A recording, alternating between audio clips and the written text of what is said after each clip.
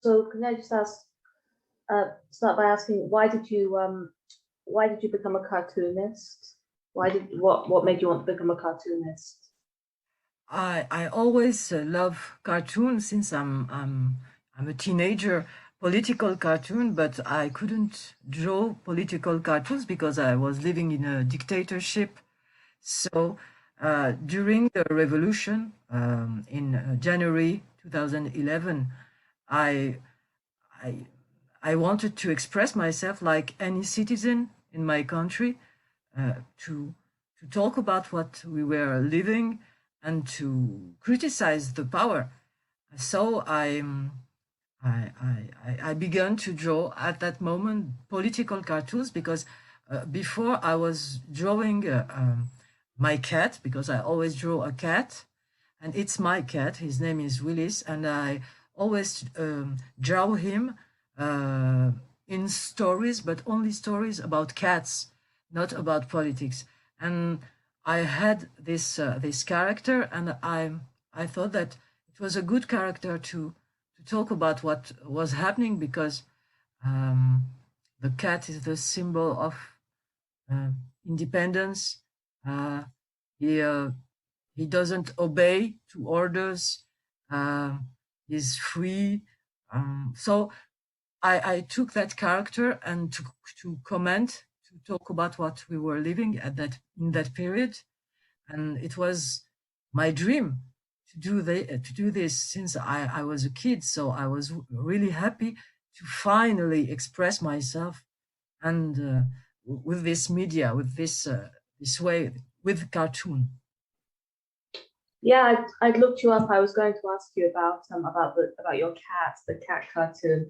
Um, so what's the situation in Tunisia for cartoonists? What's it like? What's the situation with freedom of speech? I know that according to the freedom of speech index, Tunisia is the only country in North Africa that's considered free. I'm not sure if that's the case anymore, but yeah. So tell me about the situation with free speech. Freedom of speech in 2000, before 2011 or since?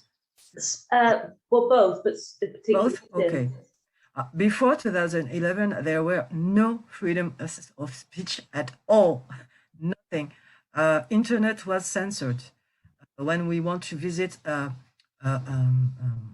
page on internet that this page can criticize Ben Ali or his family or the ministry, etc., we don't access. We have a page 404 page not found. So it was the censorship on internet, and also in the newspapers. Tunisian newspapers were totally censored.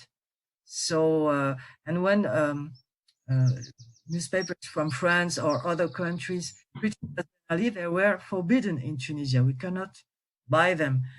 And also television, all the media were censored. And even us as citizens, we were afraid to express ourselves because police can make us problems. Before 2011, there were a cartoonist, a Tunisian. His name is Zed. You can find his website. It's Débat Tunisie, and he was good. He's still a good cartoonist, and he published cartoons about Ben Ali, and he criticized the system. His page was censored, and the police thought that it was a young woman, a blogger, that drew these cartoons. They didn't know the name of the cartoonist, so they thought that it was her, and they put her in jail. And the cartoonist Zed continued to publish his cartoon on his website to prove that she's not guilty. She's not the cartoonist. So they free her after, but it was very, very difficult to express ourselves before. We can go to jail only for a cartoon. And in 2011, we with this revolution. I don't really like the name revolution, but it's I can use it to talk about this period.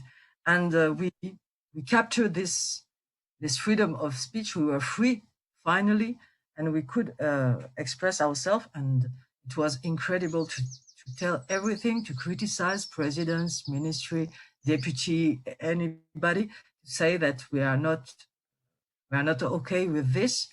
And since 2011, we had the freedom of speech was always attacked. Bloggers had problems, journalists. Just after 2011. After 2011, during the worst period was between 2012 and 2015. The name of we tell the power at that moment, it was the Troika, three political party, but it was the Islamist party who detained the power at that moment, and they attacked us as artists, as journalists, as intellectual.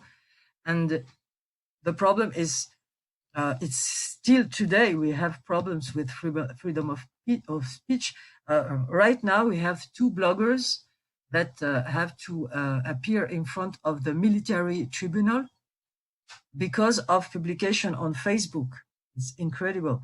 And they are not military, they are civil. This is now. This is now. So always, it's very regular, the attack, but the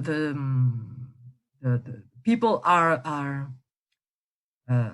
they can defend this person. We can go in front of the police, in front of the tribunal to do a manifestation, to protect these people. But the attacks are you can only see the number of attacks against journalists this last month. It's incredible. So I think that we are becoming like before 2011. If we are not, if we don't protect this freedom of speech, we can lose it. Why is it that you don't like the term revolution, just out of interest? Because a revolution is a total transformation of the society, and it's not the case. Ben Ali has gone, but his system is still here. The police is still here, the corruption is still here, the nepotism is still here, the clientelism is still here. All the system of Ben Ali, and especially corruption, generalized corruption, is here. And so it's not a total revolution. And even in the mentality of people, it's not a revolution. So the feeling is that it could or should have been a revolution, but it ended up not being a revolution. It could be a revolution if we judge all the people that detained the power before 2011 and were complice of Ben Ali. But it's only the guy, the president, has gone, but not his system. So, and even his ministry, all the people that worked with him are still in politics today.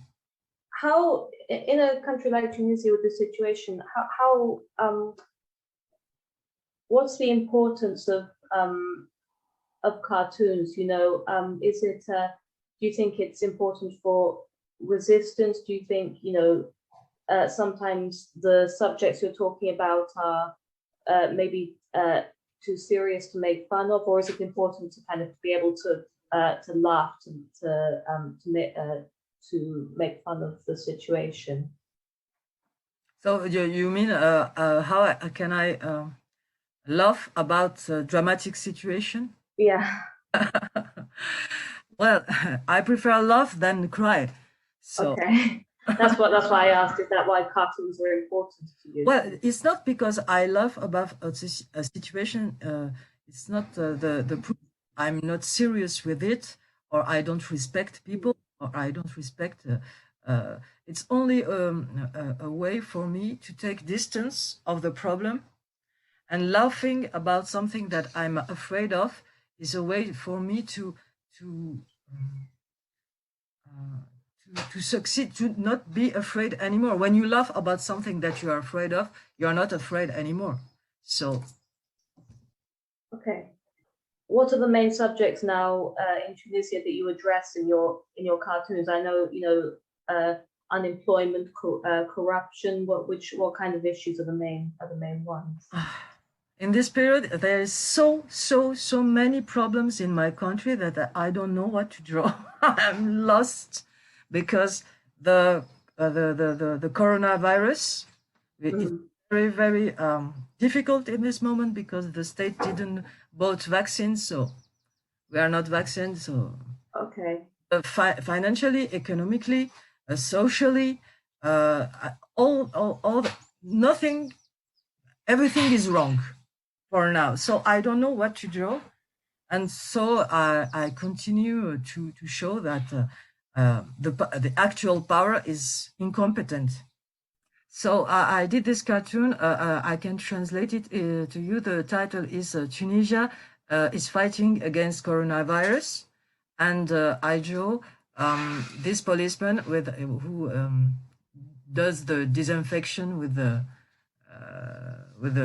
lacrimogene, and this one do the respect the physical distance, and after the confinement is in jail. So I did this cartoon because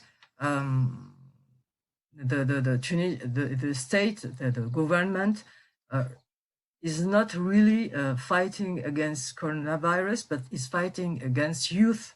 And when we had several events when young people march in the streets against the government, and they were hit by the police, and more than hundreds of young people went to jail in January and during these last months because they were doing protestation against the government.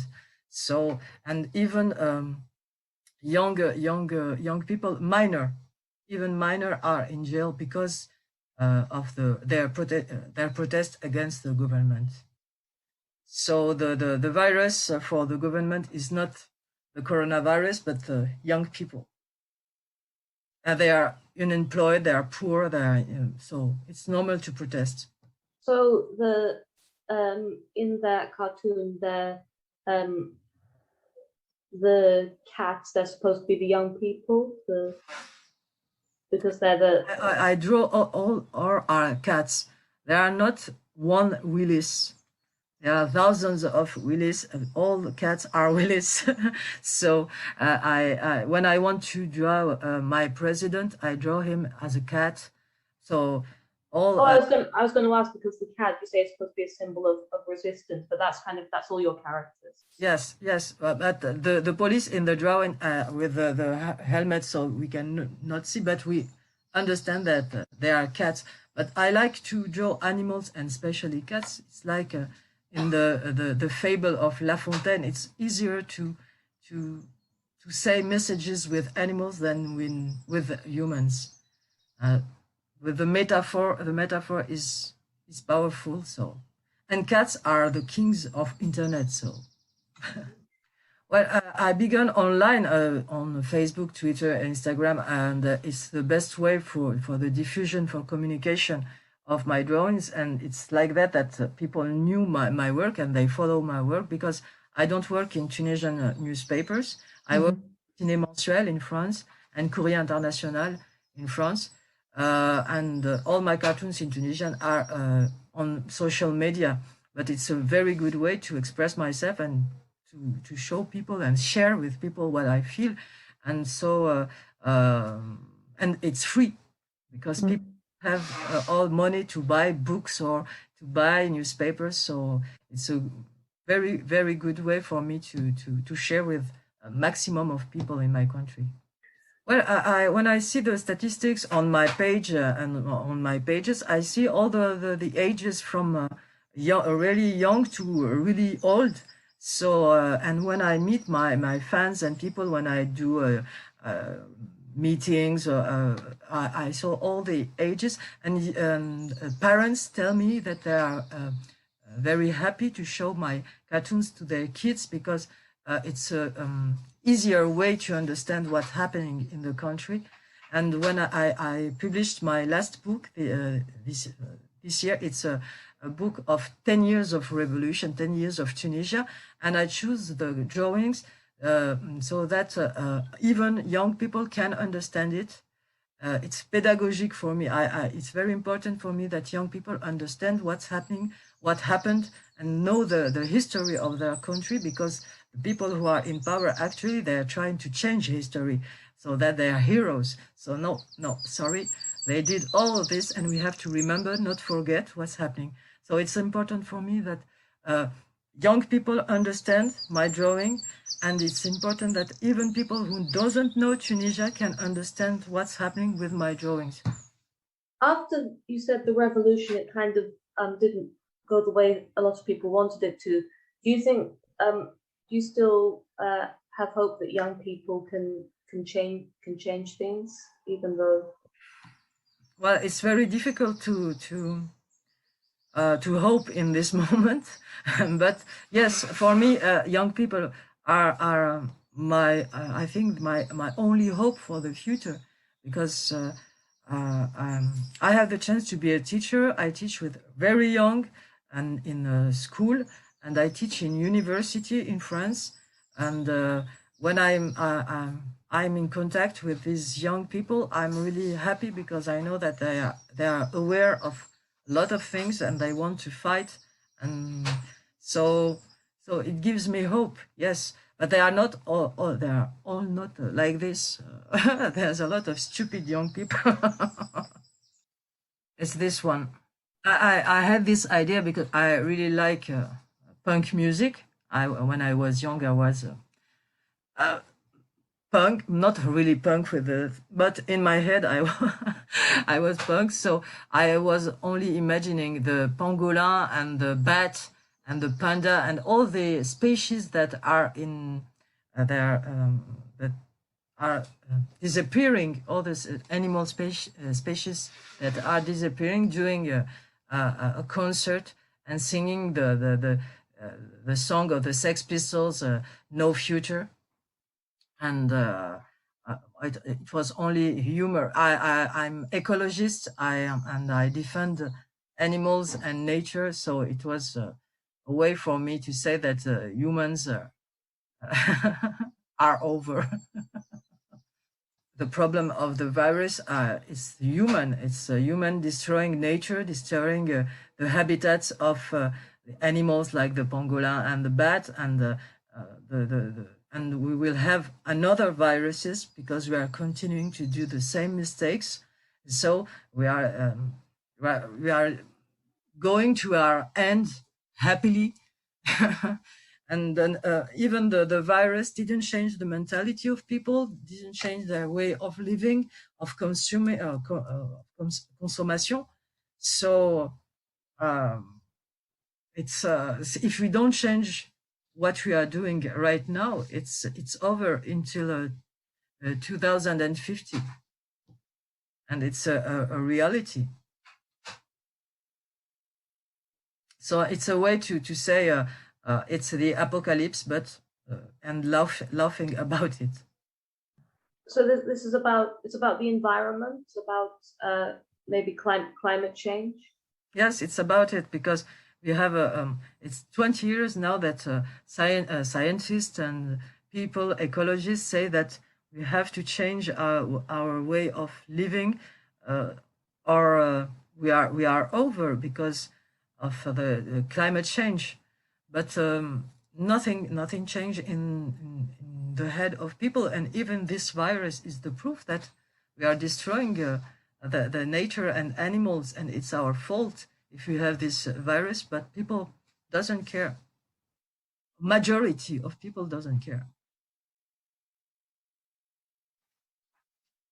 My country, Tunisia, is the most polluted country of Mediterranean.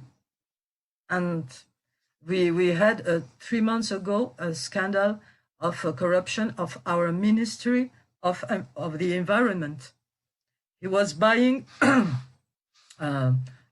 from Italy les déchets sanitaires, and buying it to bury it in Tunisia. So we have very important problems of ecology, but people say no, it's not important. Those were the questions I had, but thank you so much for the interview. Thank you.